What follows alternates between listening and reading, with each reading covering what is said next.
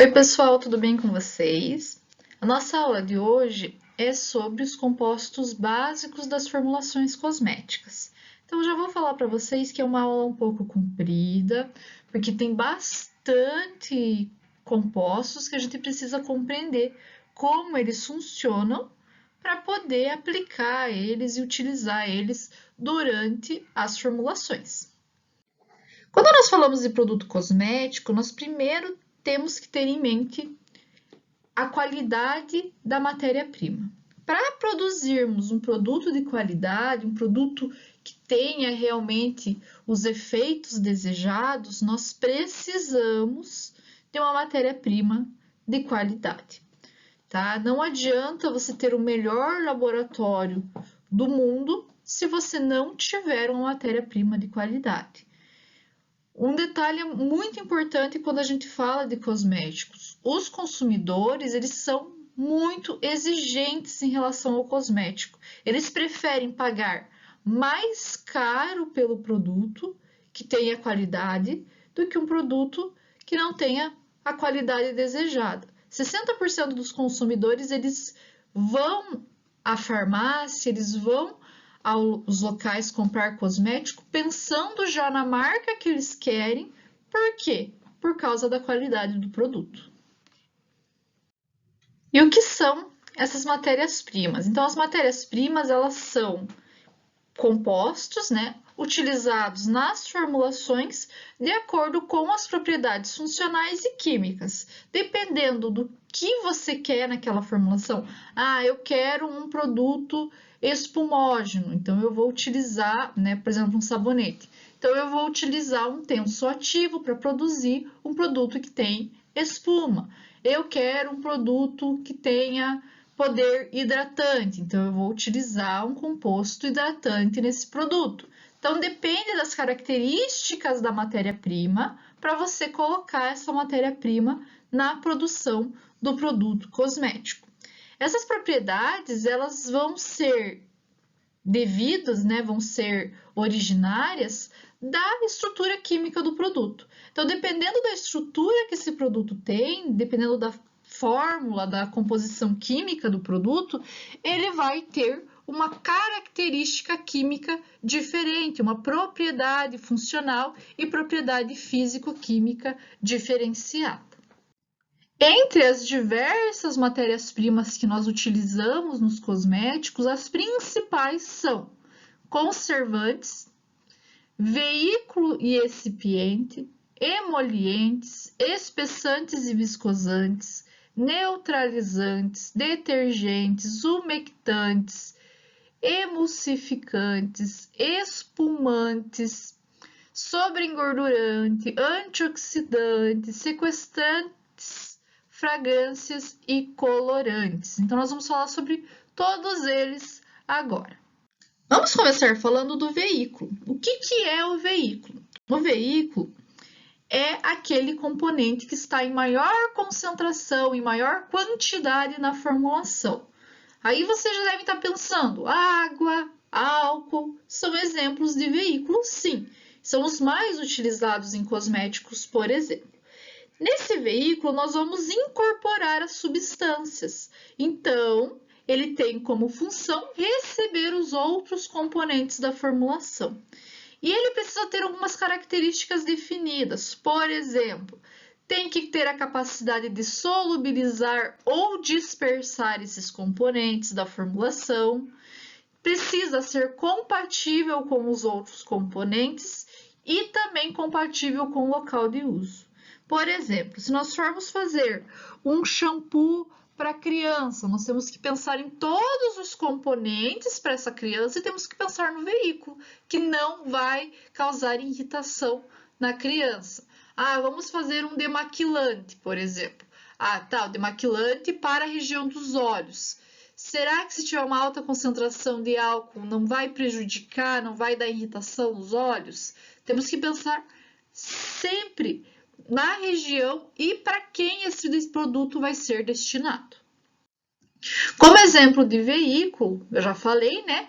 Água, álcool, mistura hidroalcoólica, que é a junção da água com o álcool, óleo é bem utilizado. E nós temos aí também as loções e cremes base. Então, a gente vai fazer na aula prática creme Lanete, por exemplo. Ele é um creme base. Nós vamos fazer um gel básico. Depois, a gente incorpora nesse gel as substâncias que vão ter a característica cosmetológica. Então, isso é muito importante, pessoal. Às vezes a gente só pensa em água, álcool, mas é muito importante vocês saberem que as formulações básicas, como loção, creme, gel base, também são considerados veículos. E a gente consegue incorporar, então, nessas formulações bases, componentes que vão ter o efeito, que são os ativos.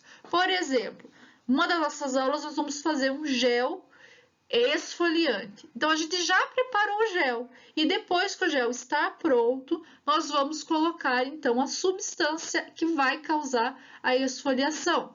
Por exemplo, um que eu fiz ano retrasado, que foi muito legal, a gente fez um de semente de maracujá. Então, você vai fazer o quê? Você vai incorporar aquela semente de maracujá no gel. E isso vai ter ação esfoliante. O que tem ação esfoliante? A semente de maracujá. O que é o veículo? O gel base, tá bom? Outra matéria-prima extremamente importante quando a gente fala de cosméticos são os umectantes. Os umectantes, eles auxiliam na hidratação da pele, mas eles não são hidratantes. Isso aqui é importante, pessoal. Anota aí. Os umectantes auxiliam na hidratação da pele, mas não são hidratantes. A gente já vai ver a diferença dos dois e essa diferença entre umectante e hidratante cai na prova, tá? Então, já fiquem aí, né, prestando bem atenção. Então, o que acontece? Os umectantes, eles têm uma característica muito importante. A sua molécula consegue absorver água do ambiente, ou seja, são substâncias higroscópicas, absorvem essa água que está no ambiente. Então, o que ele faz? A partir do momento que ele absorve essa água, ele forma aqui, ó, uma película em cima da pele. E essa película acaba fazendo com que a água que está na nossa pele não consiga sair. Ela fica presa na pele. E isso faz com que ocorra a hidratação. Então, por que a nossa pele ela se desidrata? Porque a gente perde muita umidade, muita água para o ambiente. Então, num dia muito seco, aí que nós temos uma umidade ambiental pequena, próxima a 40, por exemplo, nós perdemos a nossa umidade da pele para o ambiente. Quando nós utilizamos um umectante, ele forma esse filme invisível que não vai deixar a gente perder a umidade para o ambiente e isso faz com que a pele fique hidratada. Então, a gente fala que o umectante ele tem função hidratante passiva e não ativa, tá? Então, não tem essa função tão grande aí de hidratação, mas ele tem uma hidratação passiva. Quando nós falamos desse umectante na formulação, ele auxilia a formulação a não perder água para o ambiente, para o ar, tá? Então, quando a gente faz uma formulação, a gente tem que pensar também, a formulação não pode ressecar.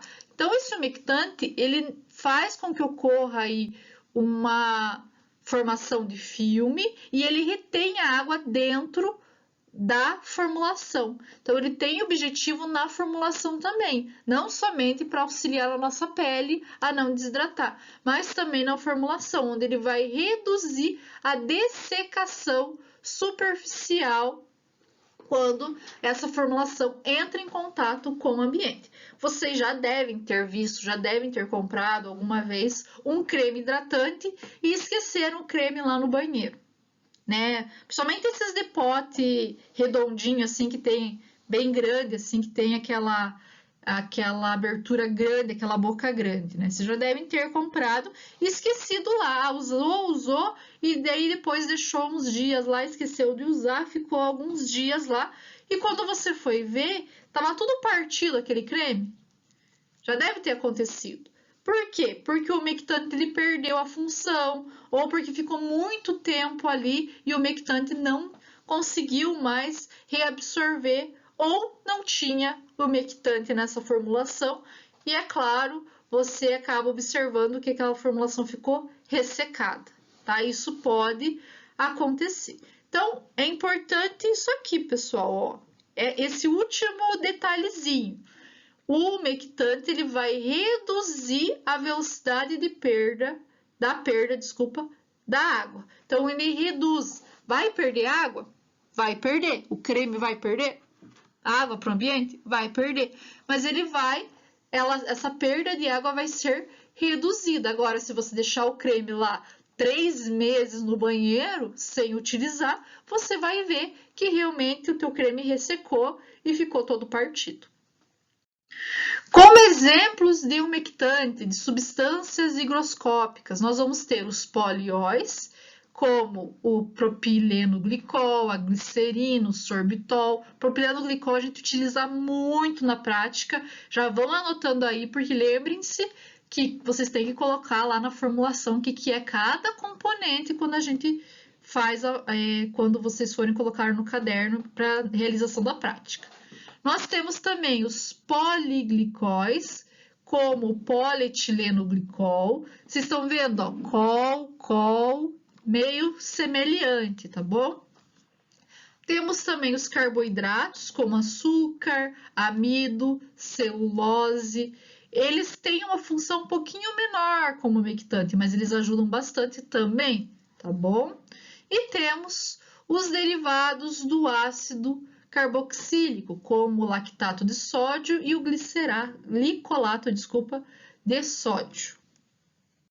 Os emolientes, eles também são substâncias extremamente importantes nas formulações cosméticas.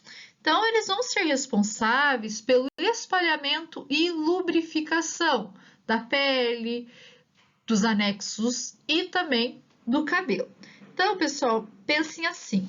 Nós vamos utilizar esses emolientes principalmente em cremes. Tem outras formulações que também utilizam, como sabonete, shampoo, né? Mas, quando a gente vai passar um creme, se o creme não tiver uma quantidade de emoliente necessário, esse creme ele não espalha tão bem.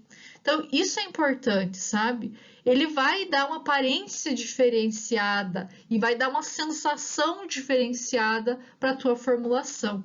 Então, ele vai ser responsável pela consistência, pela aparência brilhante de algumas formulações. Além disso, os emolientes, juntamente com os umectantes, eles auxiliam na hidratação.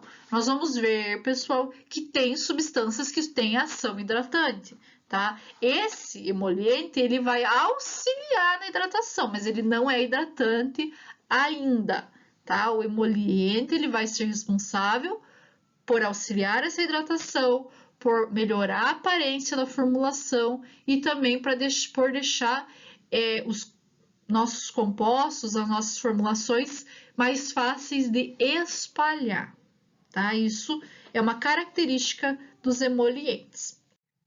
Dependendo do emoliente que você está utilizando, vai dar uma característica diferente na formulação. Alguns componentes, alguns emolientes, eles vão aumentar a espalhabilidade. Outros vão aumentar aquele brilho na formulação, que ele tem um caráter mais oleoso, e também vão aí aumentar a hidratação. Então, isso é importante. Muitas vezes você tem que fazer uma junção de 2, 3 emolientes para ter a ação que você deseja na sua formulação. Então, por exemplo, não vou falar de todos para não ficar muito repetitivo, mas a vaselina, o óleo de amêndoas e o óleo mineral, eles têm baixa espalhabilidade, então eles não vão ser facilmente espalhados. Até eu vou passar para vocês aí uma vaselina na próxima semana para vocês verem como que ela é gosmenta, ela não espalha direito. Então, a gente vai pegar na aula prática para vocês verem que ela não é bem fácil de espalhar. Porém, ela tem um caráter oleoso alto e isso faz, né, eles, né, os três aí, faz com que tenha uma maior hidratação da pele e também auxilia no brilho da formulação. Tá? Isso é característica desses emolientes aqui. O triglicerídeo, caprílico, o esqualano e os outros aqui, até o silicone, eles vão ter média espalhabilidade e média oleosidade. O palmitato de isopropila, o adipato de butila, o éster de caprílico, eles vão ter alta espalhabilidade e baixo caráter oleoso. Então, se você quer uma formulação que seja fácil de espalhar e tenha um caráter oleoso, uma hidratação e um brilho, você pode misturar um componente que tenha alta espalhabilidade com um componente que tenha alto caráter oleoso. Tá bom? O hidratante, por sua vez, ele vai ser uma substância que vai ser absorvida pela pele, não vai ficar somente na região superficial, não vai ficar só formando filme. Ele vai ser absorvido e vai chegar à região intracelular. E lá ele retém a água na região. Ele consegue ter ação higroscópica nessa região. Então, ele é considerado uma substância ativa de hidratação, diferente do umectante, do emoliente, que tem uma ação passiva. Isso é questão de prova, pessoal. Anota aí qual que é a diferença do hidratante e do umectante. É importantíssimo vocês saberem essa diferença. Outra coisa, eu acabei não colocando aqui as substâncias hidratantes, porque nós vamos ter uma aula só sobre hidratação da pele, mas já vou dar um spoiler para vocês. Nós podemos utilizar como hidratante a lanolina, a manteiga de karité, nós vamos ver outras também, mas para vocês já irem tendo uma ideia aí para a formulação que vocês vão realizar, vão fazer, né? E agora nós vamos falar dos tensoativos. Os tensoativos, eles têm essa característica interessante, cabeça hidrofílica e cauda hidrofóbica. Então, essa cauda, ela geralmente é composta por cadeias de hidrocarboneto alinfáticos lineares, mas pode também ser composta por hidrocarbonetos alinfáticos ramificados. Essa região ela é hidrofóbica, ou seja, não é solúvel em água e nem gosta de água, ela tem fobia de água. Então, ela não é solúvel e não tem interação com a água. São compostos lipofílicos, ou seja, gostam de gordura. Lembrem-se sempre disso. E a cabeça, ela é hidrofílica. Ela é hidrofílica, tem afinidade pela água, geralmente ela é composta por grupos de ácidos ou bases e são solúveis em água, como eu falei para vocês, como por exemplo, o grupo carboxila, grupo sulfônico, grupo monoester sulfúrico, amina primária, amina secundária, amina terciária, amina quaternária, são alguns compostos aí responsáveis pela cabeça, né, para a formação da cabeça. O que esses tensoativos fazem? Eles diminuem a tensão superficial da água e também de outros líquidos e conseguem formar micela. E essa micela vai auxiliar na limpeza da nossa pele, a limpeza do nosso cabelo e também na hidratação. E como que o tensoativo quebra essa tensão superficial? Então, imagine aqui, pessoal, ó, uma bolha de ar inserida na água sem tensoativo. Essa bolha, ela não vai ficar estável, né? A tendência dela é sair aqui do tensoativo não, pessoal, desculpa, da água. Então, é a tendência sair. Quando nós utilizamos um tensoativo, esse tensoativo ele tem afinidade pelo ar. Por quê? Porque o ar é apolar. Então, o tensoativo ele consegue englobar aqui o ar no meio, tá? E isso faz com que o ar fique contido. E por isso, né, pessoal, quando nós estamos aplicando um shampoo, um sabonete, forma bolha, porque o ar ele fica contido aqui na micela e vai formar aquelas bolhas, a espuma, né, bonita que nós achamos, né, maravilhosa. E é claro que também vai ajudar aí na limpeza da pele, que eu já vou mostrar para vocês em um próximo slide. Então, uma das características do tensoativo por formar essa micela é o poder de detergência. Eles conseguem retirar as sujidades, eles incorporam as sujidades dentro da micela e ela é retirada do local onde ela está, da pele, durante o banho ou do cabelo. Todos os tensoativos têm esse poder? Alguns têm um poder maior do que outros e a gente já vai falar sobre isso. Mas lembrem-se, os tensoativos têm poder de detergência e por isso eles também são considerados espumógenos, porque eles formam espuma. Então, vamos ver aqui como que esse tensoativo ele atua quando a gente fala de sujidade. O tensoativo ele vai ter afinidade pela água na cabeça e pelo óleo na base, né, no corpo dele. Então, a sujeira, geralmente, quando você está lavando a louça, o que tem lá de sujeira? Gordura. E na nossa pele? Quando a gente passa aí o dia suando, a gente acaba tendo sujeiras principalmente apolares. Cabelo, a oleosidade do cabelo. Apolar, me desculpe, pessoal. Apolar. Então, o que acontece quando a gente utiliza um tensoativo? A parte apolar vai envolver a sujidade, né? E o tensoativo vai formar a micela contendo a sujidade dentro, enquanto a nossa parte polar vai estar interagindo com a água. Então, principal importância do tensoativo é fazer essa limpeza. Mas, pessoal, tem que pensar assim também. Quando nós estamos fazendo uma formulação, por exemplo, para um creme hidratante, muitas vezes a gente utiliza um composto oleoso. E durante a formação da micela, esse composto oleoso fica dentro aqui da micela e vai ser utilizado, então, para hidratar a nossa pele, tá? Então, é muito importante, tanto para a formulação, quando a gente fala de produto cosmético hidratante, como para retirar as sujidades, né? Depende muito do objetivo da tua formulação.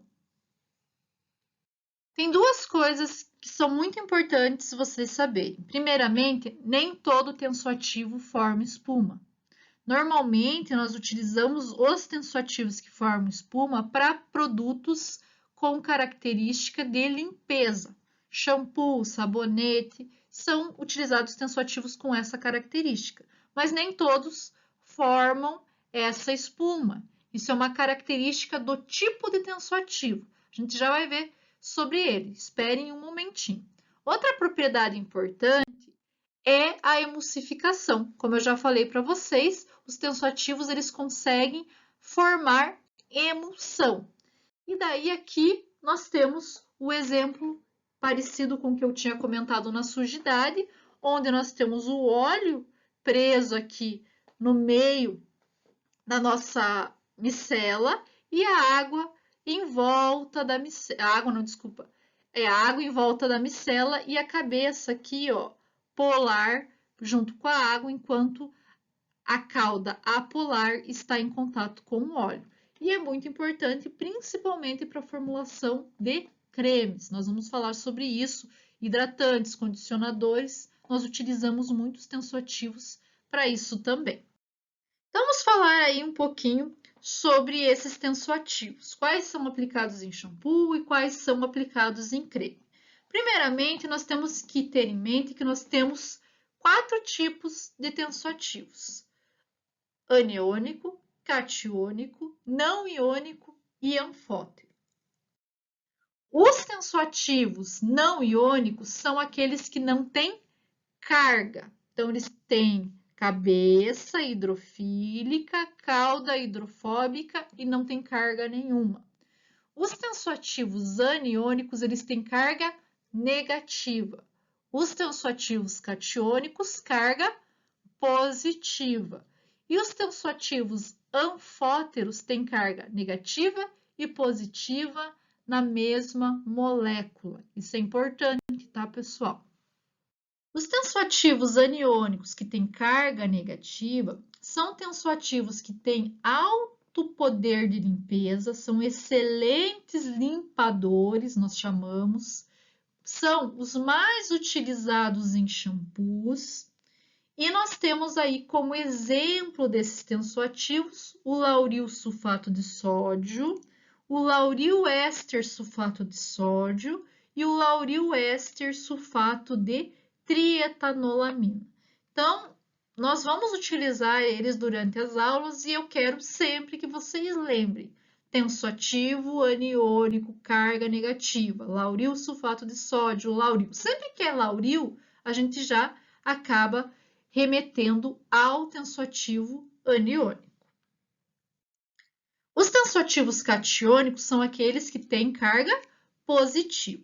Aqui, pessoal, é extremamente importante. Esses tensoativos, eles têm uma afinidade pela queratina do nosso cabelo. A queratina, ela tem uma carga negativa, e isso faz com que os tensoativos catiônicos, por terem carga positiva, tenham uma grande afinidade. Ou seja, eles acabam auxiliando, conferindo brilho ao cabelo, dando maciez ao cabelo. Por isso, quando a gente utiliza um hidratante, até principalmente esses pós-banho, né, no cabelo, hidratantes que a gente fala que é sem enxágue, e às vezes o cabelo está tudo espetado por causa da carga. Quando você passa o hidratante com tensoativo catiônico, o cabelo fica mais macio, mais maleável, mais fácil de pentear. Então, esses tensoativos são muito utilizados em condicionadores e também cremes sem enxágue para o cabelo. Tá? Eles têm uma importância enorme para a hidratação, para auxiliar na hidratação do cabelo. É claro que quando a gente utiliza esse tensoativo, a gente utiliza óleos junto, utiliza compostos que vão auxiliar na hidratação. Aqui, nós temos que ter em mente o seguinte, que os tensoativos catiônicos, porque eles têm carga positiva, eles vão ser incompatíveis com tensoativos aniônicos. Então, nós não podemos utilizar na mesma formulação tensoativo aniônico com tensoativo catiônico. Nós vamos ver que outros tensoativos a gente pode misturar, mas aqui neste caso não, porque eles são incompatíveis, porque eles têm carga diferente. Então, pessoal, para a fabricação de shampoo, tensoativo aniônico. Para a fabricação de creme, tensoativo catiônico, principalmente condicionadores e hidratantes para o cabelo. Como exemplo aí, nós temos dos tensoativos catiônicos são os sais quaternários de amônio, como cloreto de cetil trimetrilamônio, cloreto de dimetilbenzilamônio e cloreto de benzolcônio. Temos também os polímeros quaternizados, como poliquaternium 10, 7 e 44. Então, esses são alguns tipos. Prestem bem atenção, aqui mais uma diquinha aí para vocês pegarem o tipo de tensoativo. Catiônico, cloreto, cloreto, cloreto. Poli, poli, poli. Tá? Então, já vão pensando. Aniônico, lauril, catiônico, cloreto, para vocês conseguirem assimilar aí qual que faz parte de um, qual que faz parte do outro grupo. E nós temos os tensoativos anfóteros. Esses tensoativos, eles têm um menor, né, poder de detergência quando comparado com os aniônicos. Mas isso é bom em alguns pontos. Por exemplo, eles causam menos irritação. Eles também podem ser utilizados para shampoo infantil. Sabe aquele shampoo que não arde o olho, que está na moda agora, principalmente para crianças? São feitos por tensoativos anfóteros. Os tensoativos anfóteros, eles são aqueles que têm carga positiva e negativa. Então, por ter a carga na mesma molécula, eles podem ser associados com outros tensoativos, tanto com o tensoativo aniônico quanto com o tensoativo catiônico. Então, às vezes, você quer fazer um shampoo que tenha um bom poder de detergência, mas não seja tão irritante, porque o teu cliente tem problemas de... não sei, tem alergia a um shampoo, né? Você pode utilizar só um tensoativo anfótero, mas o cliente está reclamando que não tem tanto poder de espuma, porque ele não tem tanto poder também. Além de não ter essa ação de detergência tão grande, ele também não tem um poder de espuma tão grande. Então, você pode tentar misturar os dois tensoativos para ter um shampoo bom, um shampoo que tem uma melhor ação, mas não é tão irritante. Como exemplos aí dos tensoativos anfóteros, nós temos a betaína, que nós vamos utilizar bastante na aula, o cocamidopropilbetaína, que também utilizamos, e o cocamidopropil hidroxisultaína, também, que é utilizado e são exemplos aí desses tensoativos. Né? Já vão aí também coco, tensoativo anfótero. Já vão pensando, pessoal, vão colocando aí na cabeça aí para vocês conseguirem conciliar o tensoativo com os exemplos que eu estou dando. Os tensoativos não iônicos, os que não têm carga, por sua vez, eles vão ser tensoativos com bons poderes emulsificantes, né? Eles têm facilidade na formação de emulsão, tem uma característica umectante também bem presente e eles auxiliam muito na solubilidade de algumas substâncias na formulação. Eles acabam até muitas vezes formando a micela que consegue aí aumentar a incorporação de alguns componentes na nossa formulação. Eles podem ser associados com tensoativos anfóteros e aniônicos, mas não podem ser misturados com catiônicos, eles não são compatíveis. Tem pouco poder agressivo, então eles acabam sendo utilizados principalmente para pessoas que têm alergia ou tem alguma doença de pele que não pode utilizar tensoativos tão agressivos, ou até mesmo né, algum problema no couro cabeludo, onde a utilização de tensoativos agressivos, como os catiônicos, podem causar uma irritação maior.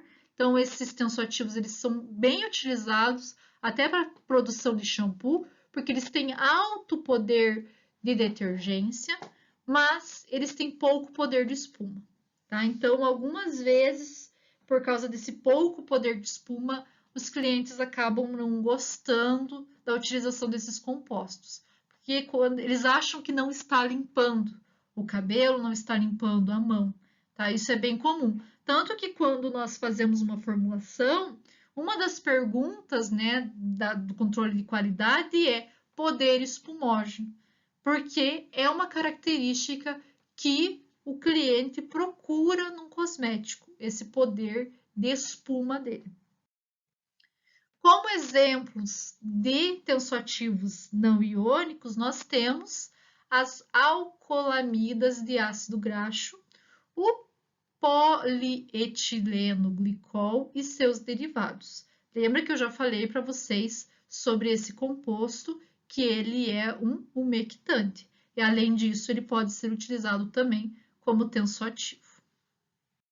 Os espessantes e viscosantes, eles têm como característica deixar a formulação mais viscosa. E isso é muito importante, né? Porque quando a gente fala de shampoo, sabonete, nós queremos uma viscosidade para deixar o produto mais fácil de ser utilizado pelo usuário. Então, é muito importante a utilização desses espessantes e viscosantes. Esses espessantes, eles podem ser tanto substâncias orgânicas como inorgânicas. Além disso, nós temos viscosantes que são utilizados na fase oleosa e viscosantes, espessantes que são utilizados na fase aquosa. Como exemplo aí de espessantes, viscosantes com característica de ser agente orgânico e utilizado na fase oleosa, nós temos os ácidos graxos, o monoestearato de glicerila, os ésteres de álcoois, os ácidos graxos, as ceras naturais, como por exemplo cera de abelha, e também ceras minerais. Nós também temos óleos e as gorduras que podem e aumentam muito a viscosidade do produto. Em relação aos agentes orgânicos de fase aquosa, são agentes principalmente utilizados para a fabricação de géis. Então, são muito importantes na parte da cosmetologia. Então, quais são os mais utilizados? A carboximetilcelulose, e nós vamos utilizar ela quando nós formos fazer gel, mas nós temos também a hidroxietilcelulose, conhecida como natrozol, é bem utilizada, principalmente nas farmácias de manipulação. Temos os vinílicos, que é o carbômero, também utilizamos, o PVP, o álcool polivinílico, tá? Então, também são bem utilizados, além, é claro, dos polissacarídeos, que tem essa característica de deixar as formulações viscosantes, como amido, agar-agar, gomas e o alginato. Os espessantes inorgânicos, eles são espessantes que são conhecidos como eletrólitos. Então, por exemplo, nós temos o cloreto de sódio, o citrato de sódio e o fosfato de sódio ou de amônio. Então, imagine assim, se nós colocarmos o cloreto de sódio na água, o que nós vamos ter? Na, vou fazer um desenho aqui, vou escrever aqui, vai ficar feio, pessoal, porque a professora está escrevendo com o mouse, tá? Na mais Cl menos. Então, eles por si só não vão espessar nada, né? Eles vão auxiliar na viscosidade quando nós temos um tensoativo. Então, lembram-se ali que eu mostrei para vocês os tensoativos agora há pouco. Alguns têm carga positiva, alguns têm carga negativa. Vocês observaram isso. Quando nós colocamos o cloreto de sódio juntamente com esses tensoativos, nós vamos fazer com que essas cargas elas não fiquem se repelindo. E a nossa micela ela vai ficar um pouco mais próxima, fazendo com que ocorra um aumento da viscosidade. Mas tem que cuidar muito com a quantidade de espessante inorgânico que você coloca. Então, se você colocar uma quantidade certa, você vai ter um aumento. Geralmente, a gente utiliza 1%. Então, nós vamos ter um aumento da viscosidade. Se você passar dessa quantidade, a viscosidade vai diminuir porque as moléculas vão começar a se repelir. Até coloquei aqui um gráficozinho para mostrar para vocês. Ó. Nós vamos ter, antes aqui, sem colocar os eletrólitos, nós vamos ter aqui a formação da micela normalmente, mas elas vão estar longe uma das outras porque elas têm carga. A partir do momento que eu coloco o cloreto de sódio, por exemplo, essas micelas elas começam a se aproximar, porque o espessante, né, o eletrólito, ele não deixa que elas que elas fiquem se repelindo. Ele tem como função aproximar essas micelas e vai dar uma viscosidade maior para a nossa formulação. Nós vamos fazer isso com sabonete na próxima semana e vocês vão ver a diferença que é antes e depois de colocar o sal. Né? A gente faz uma solução aquosa para adicionar no final da formulação. Nós vamos fazer isso, é muito legal, acredito que vocês vão gostar. Só que tem que ter uma concentração, aproximadamente, como eu falei para vocês, de 1%. Se vocês começarem a colocar muito sal, nós vamos ter uma quebra do sistema. E daí ocorre uma quebra da emulsão. Os alcalinizantes, acidificantes e neutralizantes, eles são utilizados nos compostos cosméticos para conferir ou corrigir o pH da nossa formulação. Então, pessoal, uma coisa assim, vou dar um spoiler aí da nossa aula de pele, mas uma coisa que é importantíssimo vocês saberem. Dependendo da região do nosso corpo, a pele pode ter um pH diferente. Por exemplo, o rosto, o pH gira em torno de 4,7, é um dos pHs mais ácidos que nós temos na pele. Na axila, o pH gira em torno de 6,5. Então, quando nós vamos fazer uma formulação para axila, nós vamos tentar aproximar essa formulação ao pH da axila. Vamos fazer um para o rosto, aproximar o pH da formulação ao pH do rosto. Sempre é possível? Não, nem sempre é possível, porque às vezes, quando a gente modifica o pH da formulação, a gente tira a estabilidade dessa formulação. Mas é importantíssimo fazer uma formulação que seja estável no pH próximo da região onde ele vai ser utilizado. Porque se a gente utilizar um composto com pH muito diferente da região, pode dar irritação na pele, tá? Então, é importantíssimo isso, pessoal, tá? Além disso, esses compostos, eles podem auxiliar na neutralização dos ácidos graxos e também podem ser utilizados aí para formulações de géis para dar a gelificação, como por exemplo nos géis de carbômero e também nos sabões que a gente utiliza o carbômero. Então vocês vão ver, a gente utiliza a trietanolamida, que é um neutralizante. A partir do momento que você coloca esse neutralizante na formulação, você vai ter a formação, do gel, tá? Então, nós vamos falar bastante sobre isso quando a gente for fazer gel. Eu vou explicar um pouquinho melhor para vocês como que esse alcalinizante funciona nos géis. Então, tenham em mente isso. Dependendo da região onde eu vou utilizar, eu preciso mudar o pH. Então, eu preciso utilizar esses compostos. Como exemplo, nós temos o ácido cítrico, né, que vai ser ácido, e o ácido fosfórico também, que tem poder, que atuam como acidificantes. A trietanolamida e o desculpa, pessoal, hidróxido de sódio, eles têm ação alcalinizante. Os conservantes, por sua vez, eles têm como característica fazer com que a nossa formulação não seja contaminada com micro-organismos. Então, os conservantes, eles não são compostos que vão atuar de imediato na formulação. Eles vão atuar prevenindo a contaminação, tanto por bactérias como por fungos, durante a sua utilização. Então, pensem assim, pessoal. Quando eu estou utilizando meu shampoo, meu condicionador, eu acabo tendo contato da minha mão com o meu cosmético.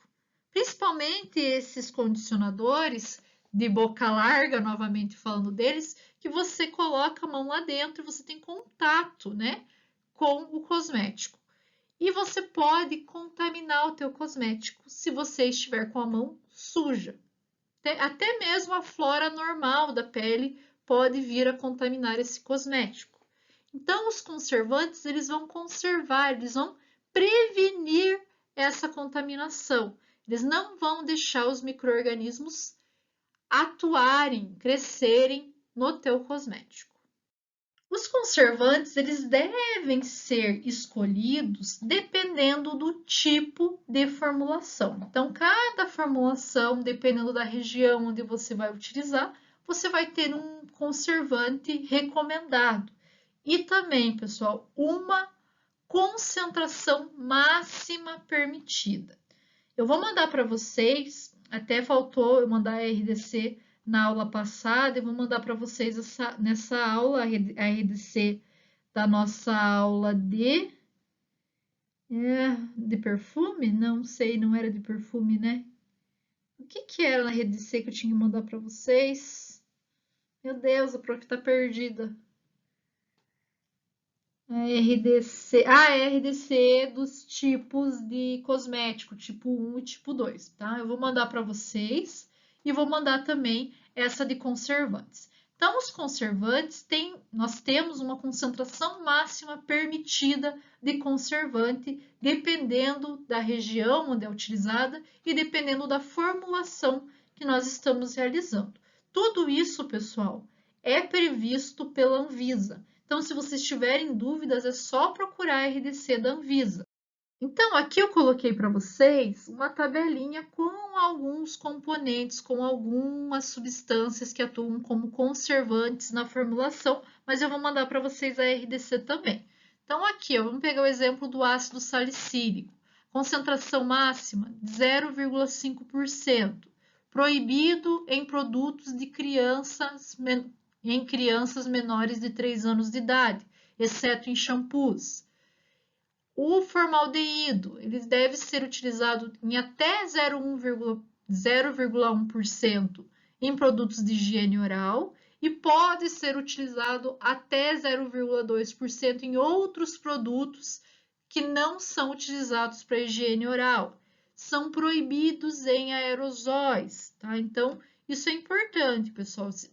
Não vou cobrar, claro, isso em prova, mas é bom vocês saberem que tem uma RDC e que essa RDC ela dá a concentração máxima de cada produto. Se eu cobrar em prova, eu vou colocar a tabela para vocês pesquisarem, tá? Não se preocupe em relação a isso.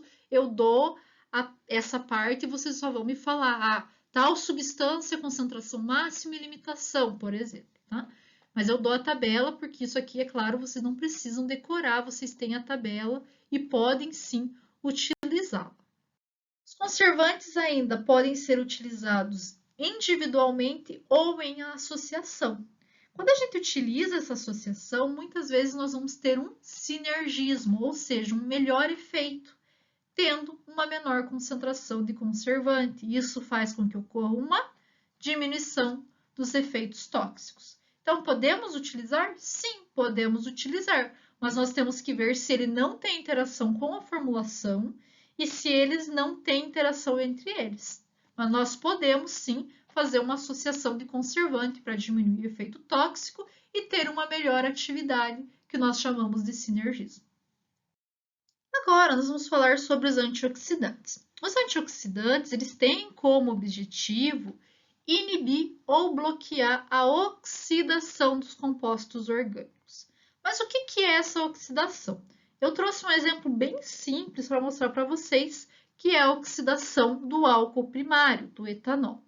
Então, o etanol, quando ele tem algum processo oxidativo, né, está em presença de oxigênio, nós vamos ter a eliminação da molécula de água, formação do aldeído, e o aldeído, então, ainda interagindo com o oxigênio, vai fazer a formação do ácido carboxílico. Então, nós tivemos uma oxidação, a eliminação da água e a adição de mais um átomo de oxigênio na molécula. E isso muitas vezes acaba modificando a cor e o odor dos nossos produtos, podendo sim, além de ter uma característica, uma coloração indesejável, causar aí uma irritação no tecido cutâneo.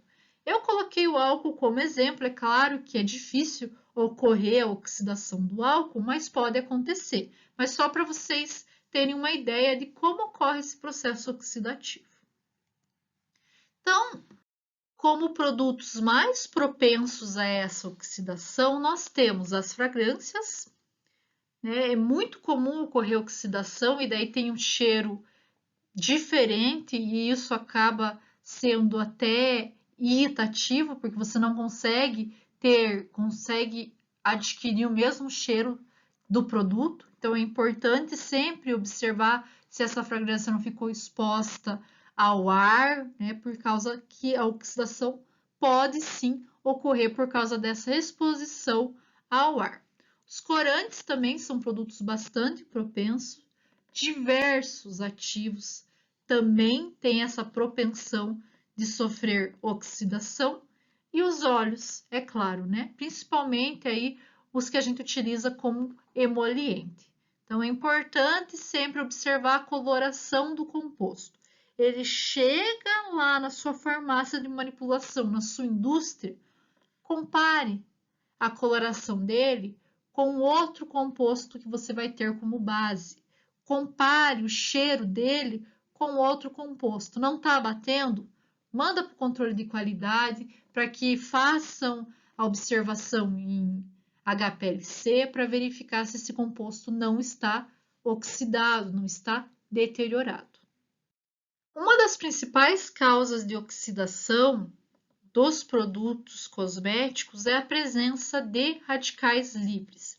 Então, nós vamos ter alguns antioxidantes que vão atuar, vão prevenir a formação desses radicais livres ou vão quelar esses radicais livres, não deixando ele causar oxidação na sua formulação.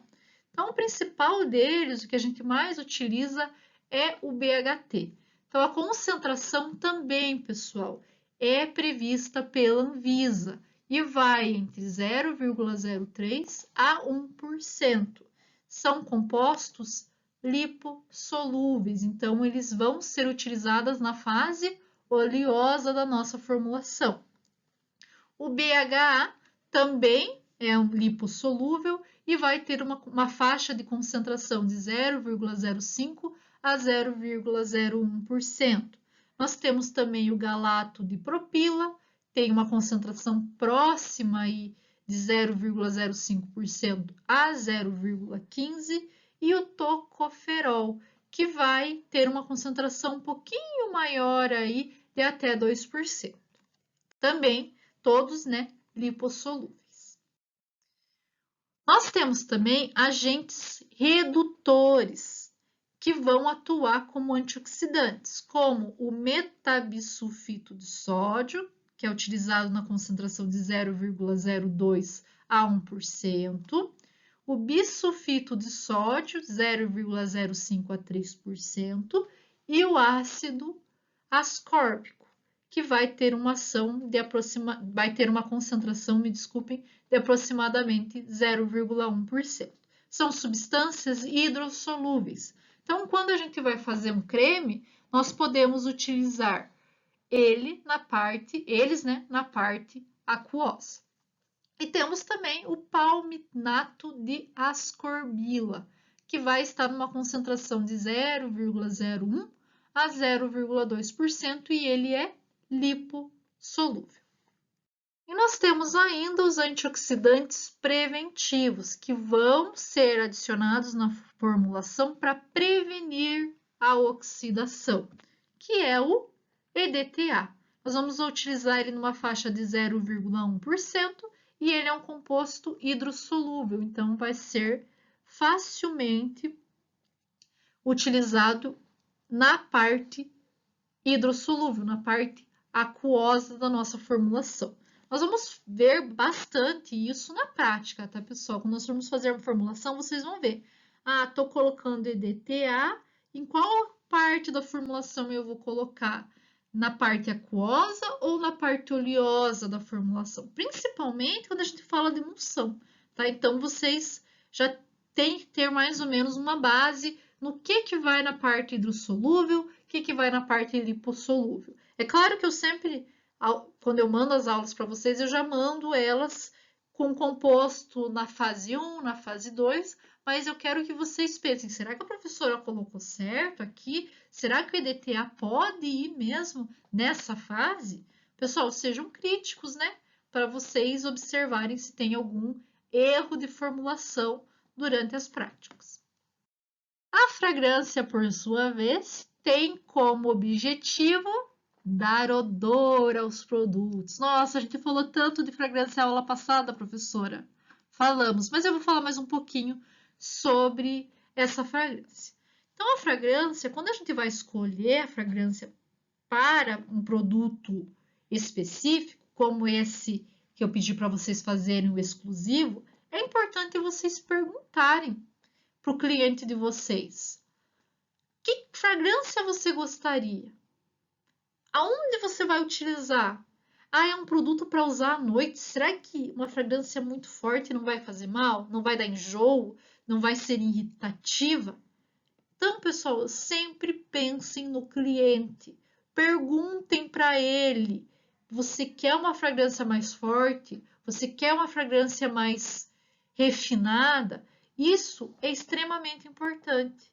E isso dá diferença na hora de vender um cosmético. E é claro, sempre observar se a fragrância está de acordo com o corante. Ah, eu coloquei uma coloração rosa e coloquei cheiro de maçã verde. Né? Até a pessoa consegue associar a maçã normal ali. Mas será que se eu colocasse uma coloração verde e cheiro de maçã verde não seria melhor? Então, pessoal, pense muito. Será que vai combinar esse cheiro de violeta em uma formulação amarela? Tá? Pensem bem, pensem nessa combinação de cheiro e de coloração para agradar o cliente de vocês. As fragrâncias, elas também têm concentrações máximas permitidas pela Anvisa. Então, por exemplo, num antitranspirante, nós podemos utilizar de 0,5 a 1%. No sabonete comum, transparente, líquido, também tem diferença. Olhem, no sabonete comum, no sabonete sólido, de 1 a 1,5%. No sabonete transparente, 1,5 a 3%. E no sabonete líquido, de 1 a 1,5%. Aqui até vou abrir um parênteses para falar um pouquinho mais sobre a fragrância. Muitas vezes, quando a gente faz formulações, a gente pode utilizar óleo essencial, né? E o óleo essencial, ele tem cheiro e é ativo, tem ação. Então, às vezes, é melhor não colocar outra fragrância e utilizar somente aquele cheirinho do óleo essencial em si, sem comprometer esse cheiro, porque o cliente foi atrás lá, por exemplo, de um shampoo ou de um sabonete com camomila para diminuir as acnes no cabelo ou a acne no rosto. Eu vou colocar uma essência de camomila. Será que vale a pena eu colocar mais uma fragrância nesse shampoo, nesse sabonete para o rosto? Não vale, pessoal. Então pensem bem, não abusem, não misturem cheiros, porque às vezes acaba perdendo a credibilidade do cliente, porque ele vai ver que você colocou uma fragrância e que ele não queria, ou e tá muito misturado, ou ele até acha assim, ah, diz aqui que é sabonete de camomila para acne, mas tem cheiro de outra coisa, tá? Então pensem em relação a isso também. Ó, talco de 0,5 a 1%, espuma para banho líquida de 1 a 3%, creme de barbear 1%, batom de 0,5 a 1, shampoo, aqui tá ao contrário, né, de 0,5 a 2, cremes de 0,5, desculpa, de 0,2 a 0,5, aqui também, desculpa, de 0,2 a 0,5, loções de 0,2 a 0,5, condicionador também e bronzeadores também. Até porque, pessoal, algumas fragrâncias são óleos essenciais. Se você colocar uma grande quantidade no bronzeador, pode causar um problema de pele porque vai estar em contato com o sol. Isso aqui também é importante observar, tá? Se aquela fragrância, se aquele óleo essencial, ele não interage ali com os raios ultravioleta e não causa irritação na pele, né? Porque a pessoa está usando um bronzeador para sair no sol, tá? Então observem isso também. E agora vamos falar dos corantes. Tá quase terminando, pessoal. Eu sei que já deu 1 hora de aula, né? Que essa 1 hora para vocês vira mais, mas eu prometo que vai ser a única aula comprida de cosmetologia que a gente vai ter. As outras serão bem mais tranquilas, tá bom? Então, vamos começar aí a falar dos corantes. Os corantes vão dar cor ao produto, o nome já fala. Mas a gente tem dois tipos, tá, pessoal? Os corantes propriamente ditos e os pigmentos. Depende muito da solubilidade desse composto. Então, os corantes, eles são substâncias que desenvolvem cor aos seus produtos, né? E eles são substâncias dissolvidas no meio, eles conseguem se dissolver. Já os pigmentos não se dissolvem, eles dão cor, mas eles ficam dispersos no meio. Vamos ver uma imagem? Olha aqui a diferença do corante e do pigmento. Vocês estão vendo que o corante ele fica totalmente azul, ele solubilizou. Já o pigmento não.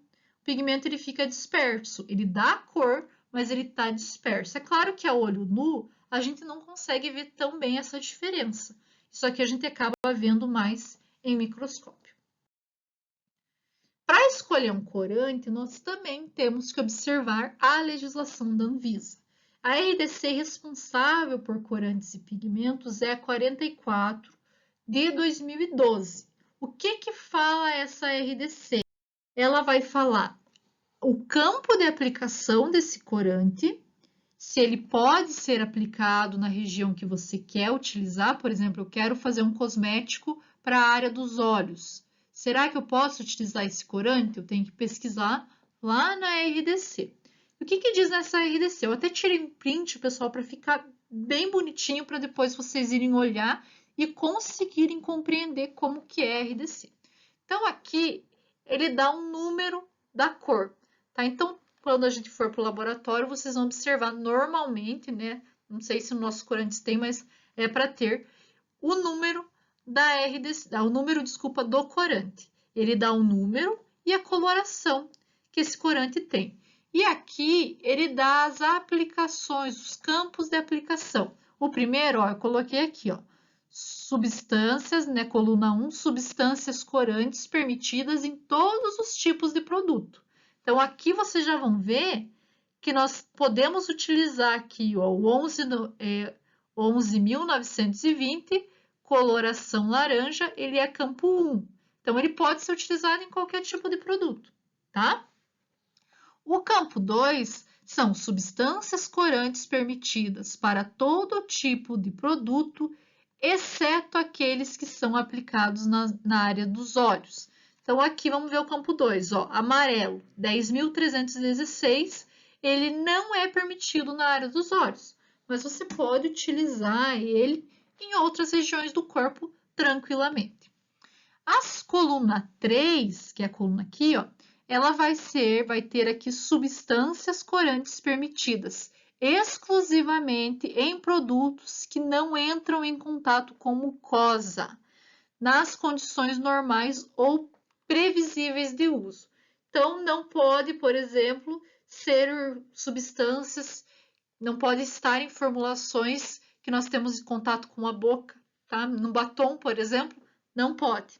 Como, por exemplo, aqui, ó, o corante 10.020, o corante 11.680, 11.710. É uns exemplos que eu trouxe para vocês. E nós temos ainda a coluna 4, que é esta daqui, né? A coluna que nós estamos vendo. Nesta coluna, nós vamos ter substâncias permitidas exclusivamente para produtos que tenham breve tempo de contato com a pele ou com o cabelo. Então, nós temos aqui a substância verde, 10.006, que só pode ser utilizado nesses casos, 11.725 também. Muitas vezes nós temos outras limitações presentes na tabela, como por exemplo aqui, ó, a coloração 12.085, que é vermelha. Então, ela é do campo 1. são substâncias corantes permitidas em todos os tipos de produto. Então, pode ser até utilizado próximos aos olhos, né? Pode ter essa característica. Mas a concentração máxima deste corante no produto final deve ser de 3%. Eu vou mandar essa RDC para vocês também. Verifiquem, deem uma olhadinha nesses corantes e quando vocês forem fazer a formulação do cosmético lá para o cliente, aquela formulação exclusiva do nosso projeto, verifiquem se esse corante que você escolheu pode ser utilizado na formulação. Então, pessoal, finalizamos a aula. Eu sei, pessoal, que ficou comprida essa aula, eu sei, prometo que as outras não vão ficar assim. Mas por quê que eu tenho que dar esses compostos todos na aula de hoje? Para vocês poderem ir para a próxima aula prática sabendo o que aquela matéria-prima está fazendo na formulação. Não adianta eu começar e não finalizar. Vocês têm que saber o objetivo da matéria-prima na formulação. Então, é até um dos motivos que eu dou perfume como primeira aula. Porque o perfume são compostos mais básicos, vocês não precisam saber tão bem sobre as matérias-primas dele. Mas já no sabonete, nós vamos ter que ter uma ideia boa de como funciona esses compostos, essas matérias-primas. Tá bom? Espero que vocês tenham gostado da minha aula. Peço mais uma vez desculpa por ser tão comprida, mas é importante, tá bom, pessoal? Um ótimo final de semana e até mais!